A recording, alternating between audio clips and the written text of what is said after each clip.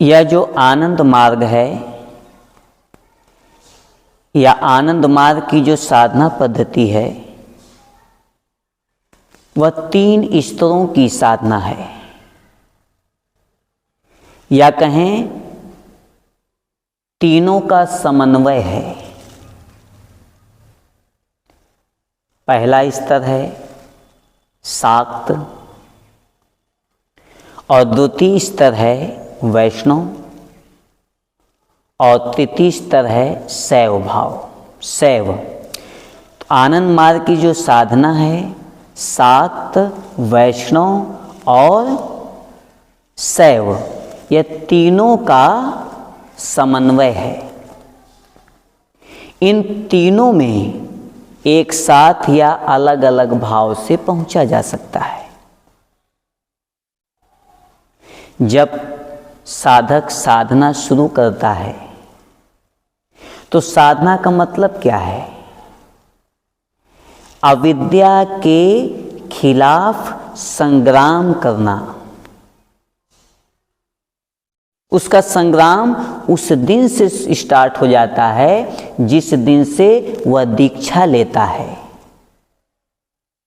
तो अविद्या के खिलाफ उसका संघर्ष शुरू हो जाता है, क्योंकि अविद्या शक्ति का कार्य है। जो साधक परम पुरुष की ओर, परमात्मा की ओर जा रहा है, उसे किसी भी प्रकार किन प्रकारेण भौतिक जगत की ओर लाना, भौतिक जगत में फंसाना।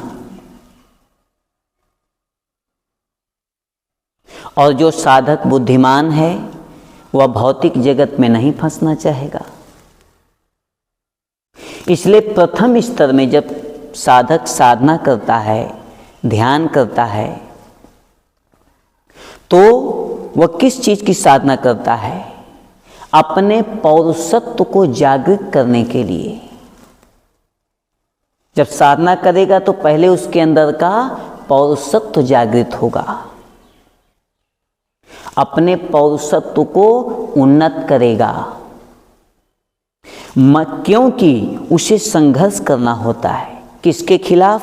अविद्या के खिलाफ, मन की नकारात्मक वृत्तियों के खिलाफ, शारीरिक रोग के खिलाफ, सामाजिक ग्लानि के खिलाफ, जात पात ऊंच नीच के खिलाफ।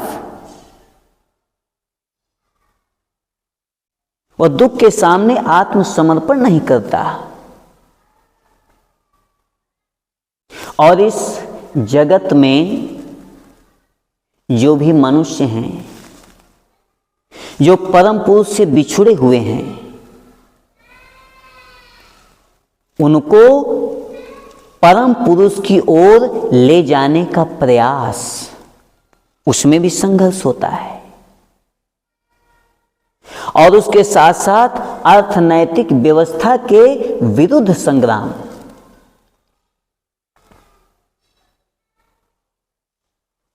क्योंकि जहां पर ऐसी व्यवस्था है कि जिससे मनुष्य, पशु, पक्षी, पेड़ पौधे, इनके लिए समुचित व्यवस्था नहीं है। मनुष्य के लिए भोजन, वस्त्र, आवास, शिक्षा, चिकित्सा, इसकी व्यवस्था नहीं है। अपार धन संपदा होते हुए भी वितरण की प्रणाली ठीक नहीं है। तो उस वर्तमान व्यवस्था के खिलाफ भी उसका संग्राम होगा।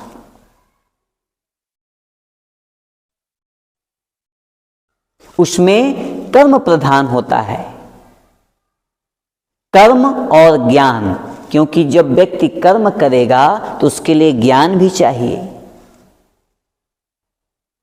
किस तरह से हम कर्म करेंगे, कर्म करने के लिए ज्ञान चाहिए।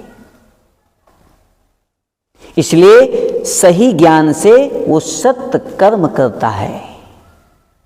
कितनी भी बड़ी बाधा आ जाए वो घबराता नहीं है, वो साहसी होता है। क्योंकि वो जानता है कि सबसे जो शक्तिमान, जो सबसे शक्तिशाली सत्ता है वो हमारे गुरु हैं, और उनकी इच्छा के बगैर कुछ भी नहीं हो सकता। और जब बड़ी सी बड़ी बाधा के सामने वह अपना सर नहीं झुकाता है, डटा खड़ा रहता है, तो बड़ी से बड़ी बाधा उसके सामने सिर झुका देती है और सिर झुका के साइड हो जाती है, उसका रास्ता, उसका मार्ग खाली कर देती है। और जो व्यक्ति उसका विरोध कर रहे थे उसके समर्थन में आ जाते हैं। शुरुआत में शाक्त साधक को बहुत संघर्ष करना होता है, क्योंकि इसमें संस्कार भी क्षय होता है बहुत तेजी से। जितना साधना करेंगे उतना तेजी से कर्म का जो कर्म फल है वो क्षय होगा, क्योंकि यात्रा हमारी परम पुरुष की ओर तेज हो जाती है और जितनी जल्दी संस्कार क्षय हो जाएगा उतना अच्छा है। संस्कार क्या है? कर्म का कर्म फल जो हमने अभी तक नहीं भोगा है। ये हमारा कर्ज है। अब जैसे किसी से हमने उधार लिया 1 लाख रुपए। अब 1 लाख रुपए अगर हमने उससे उधार लिए, अगर हम उसको 1000 रुपए महीना वापिस कर रहे हैं तो क्या होगा? हमें 100 महीने वापिस करने में समय लगेगा, लेकिन सहूलियत होगी। आराम आराम से धीरे धीरे हमारा कर्ज समाप्त हो जाएगा। लेकिन अगर हमको कर्ज को जल्दी समाप्त करना है, 10 साल में समाप्त कर देना है, तब हमारे ऊपर अतिरिक्त बोझ आ जाएगा, अतिरिक्त संघर्ष करना होगा, क्योंकि हमें 10,000 रुपये प्रति माह चुकाना होगा। लेकिन हम 10 माह में कर्ज से मुक्त हो जाएंगे। उसी तरह जब साधना हम करते हैं तो हमारी जो की गति परम पुरुष की ओर तेज हो जाती है, तो संस्कार क्षय होना तेज हो जाता है। प्रथम स्तर के जो साधक हैं, बहुत बार देखा जाता है कि साधना जैसे ही व्यक्ति शुरू करता है तो बाधाएं आ जाती हैं। हो सकता है उसका आर्थिक लॉस हो जाए, हो सकता है उसकी नौकरी थी चली जाए,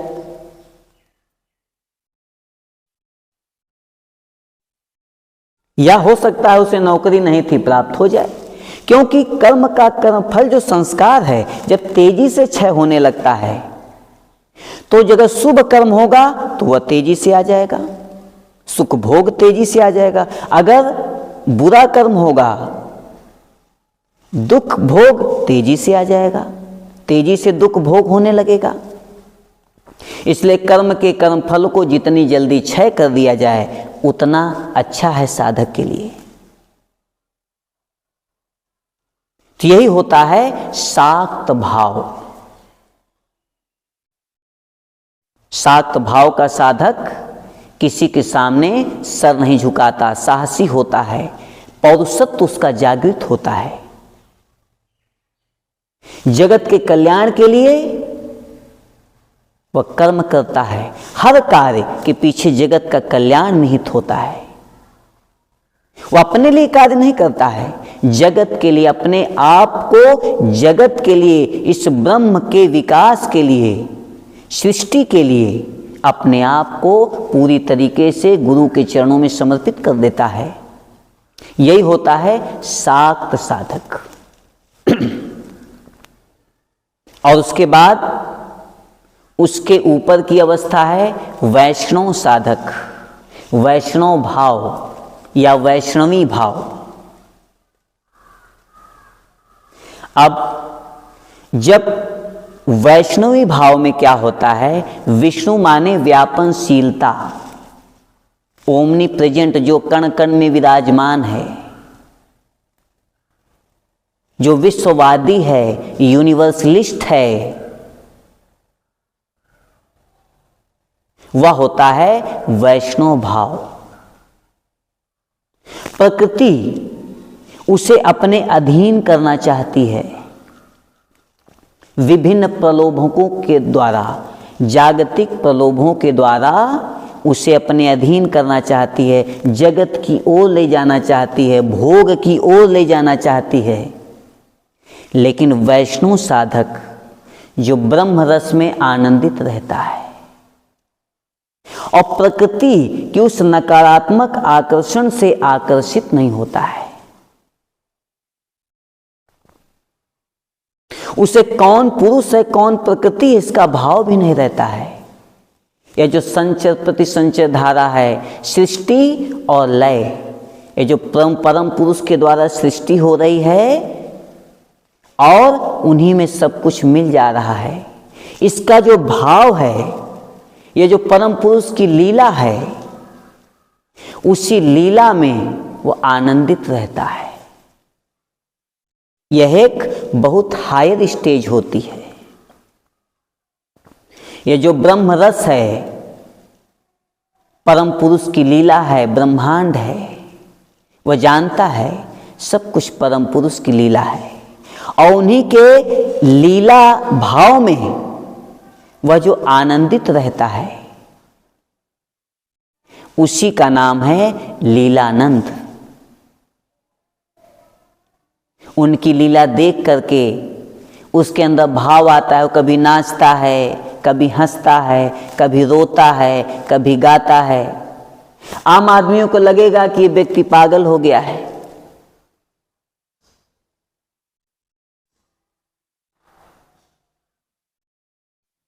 लेकिन वह परम पुरुष के भाव में, परम पुरुष के रस में आनंदित है। उनके लीला भाव में, उनकी जो लीला है, वो जो लीला कर रहे हैं, उसी को देख करके उस भाव में वह आनंदित हो रहा है। उसी का नाम है लीला भाव या लीलानंद।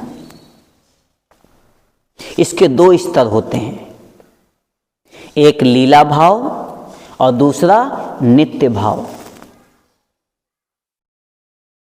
लीला भाव का अर्थ है कि जो परम पुरुष की जो सृष्टि, जो अभी हमने चर्चा किया कि जो परम पुरुष की सृष्टि और लय की जो लीला है, नई नई चीजें बन रही हैं, विध्वंस हो रही हैं, वही परम पुरुष राजा के रूप में राज्य कर रहे हैं, वही परम पुरुष एक भिखारी के रूप में भिक्षा मांग रहे हैं, वही परम पुरुष कभी राजा बन जाते हैं, कभी रंक बन जाते हैं। अलग अलग रूपों में वो अपनी लीला कर रहे हैं। साधक इस भाव में जब रहता है तब उसे कहते हैं लीला भाव। और उसके बाद नित्य भाव है। नित्य भाव या नित्यानंद, लीला के केंद्र में परम पुरुष, लीला के केंद्र में परम पुरुष हैं। अर्थात यह जो लीला हो रही है, यह जो सृष्टि लय और क्षय, सृष्टि और लय जो हो रहा है, विध्वंस हो रहा है, नई नई चीजें बन रही हैं और उन्हीं में सब मिल जा रहा है। इसके केंद्र में कौन है? परम पुरुष, परमात्मा। यह भाव नित्य माने हमेशा, हमेशा जो इस भाव में है, एक तरह की निर्गुणावस्था में है, उस अवस्था में अणुमानस भूमा मानस, अर्थात उसका मन क्षुद्र मन और बृहत मन, जीव और शिव एक तरह से एक हो जाते हैं। उसे कहते हैं नित्य भाव या नित्यानंद। यह एक चरम स्टेज होती है साधक की। और उसके बाद है शैव भाव या शैवावस्था। नित्य भाव और शैव भाव में बहुत कम अंतर होता है, बहुत ही सूक्ष्म अंतर होता है।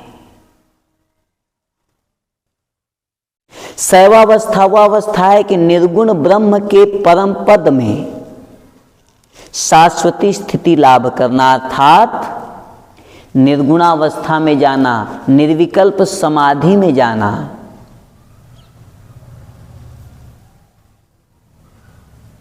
वह शैवावस्था का जो साधक है एक तरह से निर्गुणावस्था में रहता है। वह अपना सब कुछ परम पुरुष को दे देता है। अंत में जो मन होता है, मन को भी उनके चरणों में समर्पित करने में वो सक्षम हो जाता है। ऐसे तो साधक अपना मन देना चाहता है लेकिन दे नहीं पाता है, लेकिन शैव भाव का साधक संपूर्ण रूप से अपना मन देने में परम पुरुष को सक्षम हो जाता है। रत्नाकर स्तव गृहम गृहिणी च पद्मा देयम किमपि भवते पुरुषोत्तमाय अमीर वाम नयना परित मानसाय दत्तम मनः जदुपते त्वमिदम गृहाण। ये जो रत्न भरा विश्व ब्रह्मांड है वो किसका है? परम पुरुष का है। तो परम पुरुष को क्या चाहिए? परमा प्रकृति उनकी पत्नी है, धर्म पत्नी है। ये जो सृष्टि में नई नई चीजें क्रिएट कर रही हैं, बना रही हैं, परमा प्रकृति वो उनकी पत्नी है। परम पुरुष को क्या चाहिए? जो भी चाहिए तुरंत प्रकट हो जाएगा। रत्नाकर स्तव गृहम गृहिणी च पद्मा।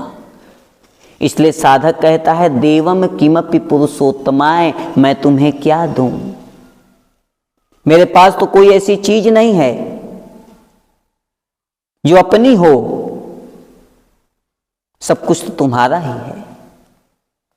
अमीर वाम नैना परित मानसाय, माना कि तुम अमीर हो लेकिन तुम्हारे पास एक चीज का अभाव है। मैंने सुना है कि तुम्हारे बड़े बड़े तगड़े तगड़े भक्तों ने तुमसे मन छीन लिया है। तुम्हारे पास अपना मन नहीं है, तुम्हारे पास मन का अभाव है। इसलिए हे परम पुरुष, दत्तम मनः जदुपते त्वमिदं गृहाण, मैं अपना मन तुम्हें समर्पित करता हूं। क्योंकि तुम्हारे पास मन का भाव है इसलिए मैं तुम्हें अपना मन देता हूं। इस मेरे मन को तुम ले लो ताकि तुम मन वाले हो जाओगे। इस भाव से शैव अवस्था का साधक अपना सब कुछ परम पुरुष को समर्पित करके निर्गुण भाव में पदस्थापित हो जाता है, पहुंच जाता है, अर्थात निर्विकल्प समाधि में पहुंच जाता है। यही होता है शैव भाव या शैव अवस्था। तो तीन अवस्थाएं हैं, पहला शाक्त, दूसरा वैष्णव और तीसरा शैव। इन तीनों में ऐसा नहीं कि किसी का विशेष महत्व है, किसी का कम महत्व है, तीनों का महत्व समान है।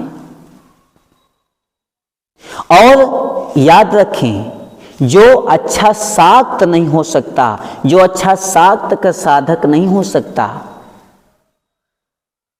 वह अच्छा वैष्णव साधक नहीं हो सकता। क्योंकि शुरू में तो पहले अविद्या के खिलाफ संघर्ष करना होगा। जब संघर्ष करेंगे, अविद्या को पराजित करेंगे परम पुरुष की विशेष कृपा से, अविद्या शक्ति को परास्त कर देंगे, तब विद्या माया जब सपोर्ट में आएगी, विद्या माया समर्थन करती है, तभी ना वैष्णव में पहुंचेंगे, वैष्णव के नित्य भाव में पहुंचेंगे। तो जो अच्छा शाक्त का साधक नहीं हो सकता है वो अच्छा वैष्णव का साधक नहीं हो सकता, और जो अच्छा वैष्णव का साधक नहीं हो सकता वो अच्छा शैव का साधक नहीं हो सकता, शिव भाव में वह प्रतिष्ठित नहीं हो सकता।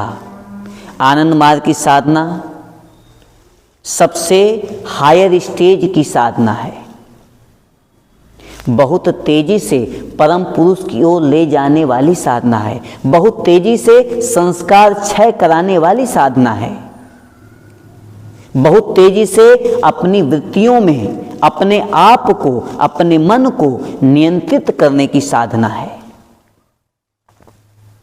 इसलिए आनंद मार्ग का साधक, जो सच्चा साधक होगा, वह साहसी होगा, निडर होगा, अविद्या के खिलाफ संघर्ष करेगा और निस्वार्थ भाव से जगत की सेवा करेगा। तब वह शाक्त से वैष्णव और वैष्णव से शैव अवस्था में पहुंचेगा और वही उसका परम लक्ष्य होता है।